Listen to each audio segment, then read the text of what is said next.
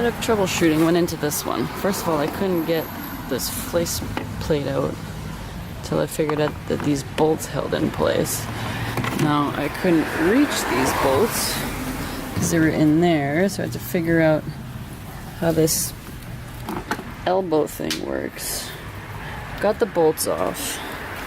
Managed to get this off without breaking a clip. So without breaking a clip. Then I had to pull my camera wire through this ridiculously tight, for good reason, plastic. Or whatever, silicone protects from the water. Pull the wire through where the little license light is. Once this is back up, I'll be able to install the back rear view camera. Right now, check it out. Rear view camera. The wire goes into, I don't know if you can see it, but into the license plate light. So it's clipped in there. And so I used the same little rubber cap that the wires for the lights for the license plate go through, and I put the camera wire through. So basically, without putting any other holes in the van, I use this rubber gasket, which is entirely waterproof, to run the camera wire, which I'll then have to run the rest of the way, but still pretty cool.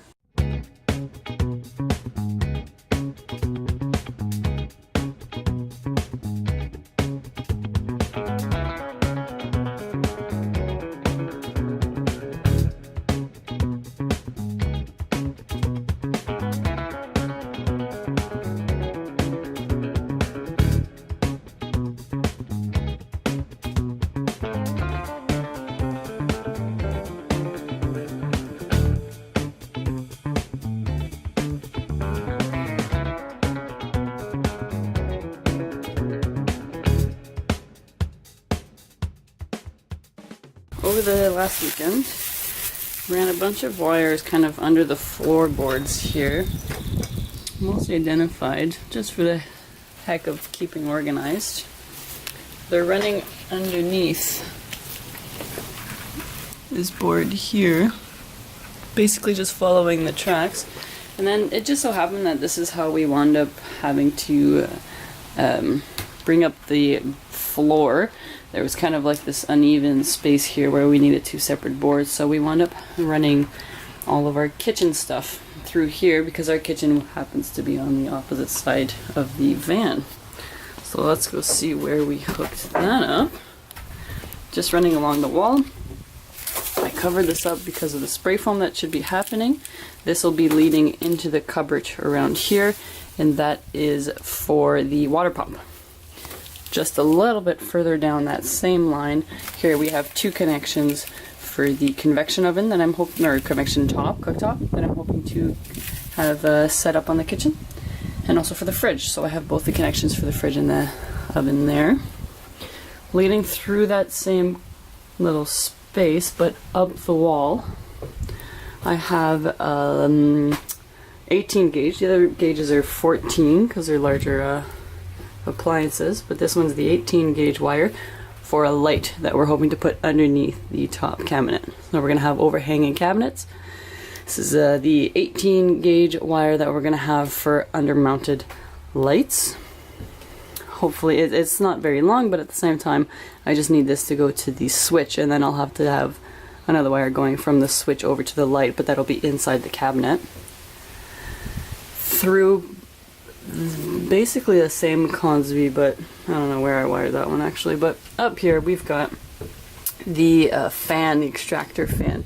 We do have a vent already in the back, but that vent doesn't have a fan in it. At the same time, if we're going to be cooking here over the convection top, I want the fumes of that to be able to kind of go straight outside. So this will be just an extraction fan, not you know, just one-way fan, to get rid of whatever the cooking fumes are. So going back over to the original electrical, basically where my electrical cabinet is going to be, that's where all the wires are going to be here. Like we're going to have I'm going to have the cabinet running here. This is pretty much the wires for all of this side of things, which includes my wires up to 2 LEDs that are going to be on a dimmer back here, and we're going to have another 2 LEDs running this way on a separate switch. So that's kind of going to be the main area, not on a dimmer, just a switch. The dimmer's in the back. I also just have a string running in a conduit because eventually we're going to put in solar.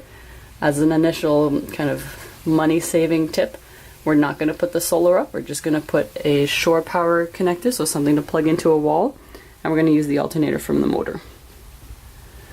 So for now, just the string so that I can, once the foam is in, I'll still have access to a conduit for the solar wiring. Also, next to that, same concept, but this we actually ran the wires for the fan. So this is, again, just a vent, not a fan, but we're likely going to switch that into a fan eventually. Initial money saving tip, we're going to leave it as a vent for now, but come time to when we want a fan up there, we'll be able to buy it and wire it relatively easy because the wires will already be in place. Obviously once the foam is sprayed, it won't give us much play with wires, so that's that. Behind this little wall, popping out this way, where I basically ran out of conduit, but at the same time they're going to be sprayed into place so they won't be moving much. I ran wires for a light. I'm going to hopefully put a reading light that's kind of on a swivel so that we can have just a reading light if you want to read in bed, but also a light that'll be able to light underneath the storage bench whenever we're in the back and we're trying to access the storage in the bench. And also a USB outlet, so we can have some power again when we're on the outside of the van in the back. Let's say we have the doors open, we're hanging out, and we need power, we'll have it. Otherwise our only electrical panel will be here, which is not accessible from the back. So that's our wiring.